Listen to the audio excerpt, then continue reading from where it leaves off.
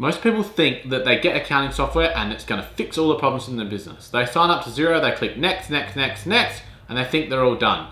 But this isn't always the case. I reviewed hundreds of Xero files over my career as an accountant, and most people unfortunately don't have a really reliable file. They have their chart of accounts wrong, they have their organization settings wrong, and their receivables are a mess.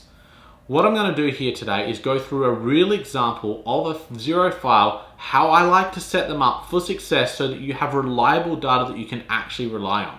Because if the data is wrong, then your lodgments to the ATO could be wrong, and you could be relying on this data to make decisions in your business, and the data might be incorrect, which means you might be making the wrong decisions.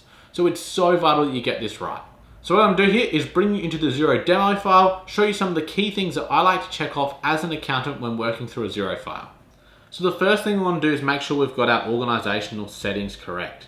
Because if we don't have them correct, then chances are everything else is going to be incorrect. So when we go in here, we want to make sure that we've loaded in the basic details. The key one, we want to make sure that our organization type is correct, because if this isn't correct, you're going to have flow-on effects that are incorrect.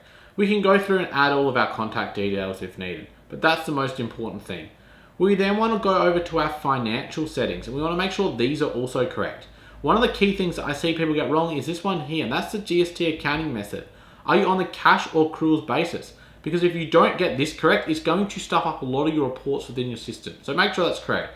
Maybe we're actually on a cash basis. We want to make sure that we have the right GST calculations, the pay-as-you-go withholding methods, and that, because this will all flow through. And of course, you want to make sure that you're using the right defaults if you want everything to be inclusive or exclusive or based off last sales, and we can set that.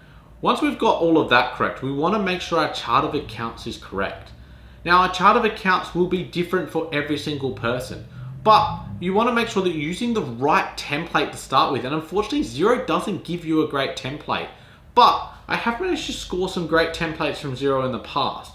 So what I'm going to do here is I'm going to download it and I'm going to show you how you can import it. So what you can do is you can go import here, and what we can do is we can select a file. So I will select my file that I've just downloaded, and then we can go into here and we can import the file.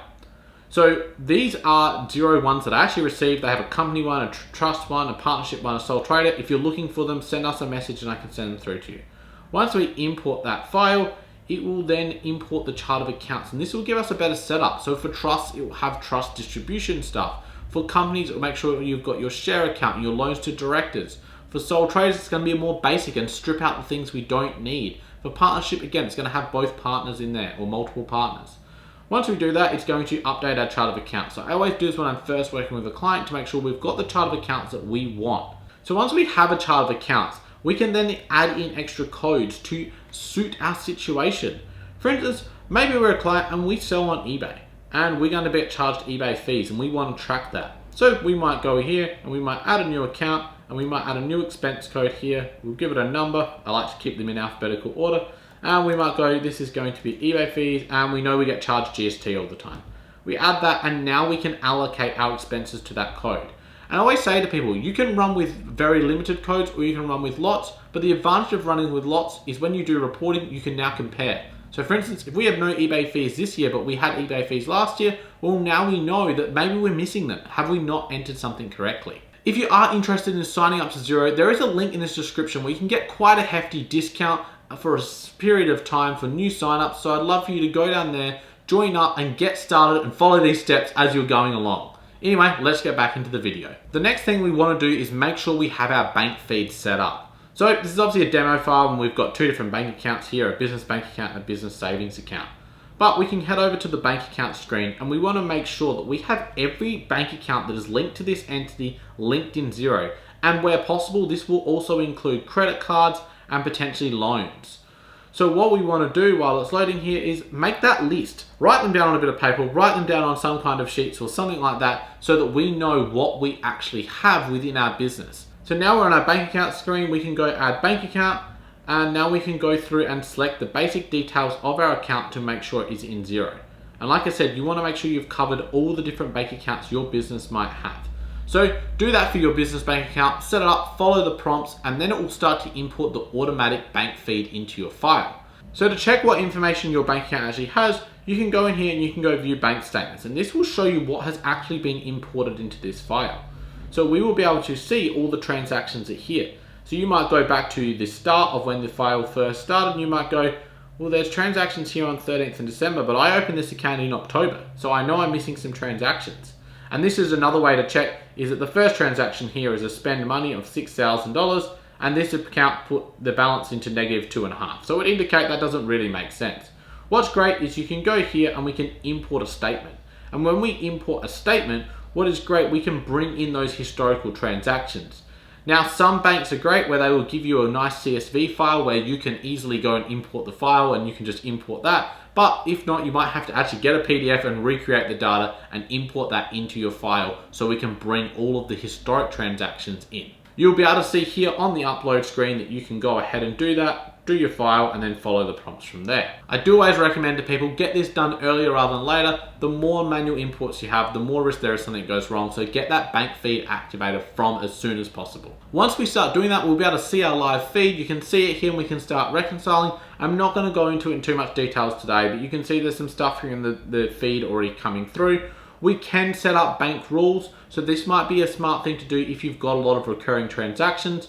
So if this smart agency is something that we're going to be paying, we can click that create bank rule and we can go through and set up a bank rule that suits that transaction so we don't have to keep doing it all the time. These are very powerful but very risky. You need to make sure you set up your bank rules correctly so that they don't start reconciling the wrong way. I've seen this happen before, and the big example I always use to clients is I've seen someone set up a bank rule where it includes BP, thinking they were going to cover their fuel, and then what it meant that every time they B-paid something, it was picking that up and sending everything to fuel, which left me as the accountant very confused as to why their Telstra bill was going to fuel. But now we're on the bank screen here, we can go up and set up our bank rule. So we might want to make more of a strict rule though. We go that every time the pay equals smart agency, and we might go every time that the amount also equals $4,500, then we can allocate it to smart agency as our contact. We can then go through and add a description of the thing. We might say it is a contractor we use, and then we can allocate it to a contractor account. We know that they charge us GST every time, and we're going to call it the smart agency contractor fees. And then we know we can save this, and then next time that transaction comes up in our bank feed, it will automatically allow us to tick a box and reconcile that transaction.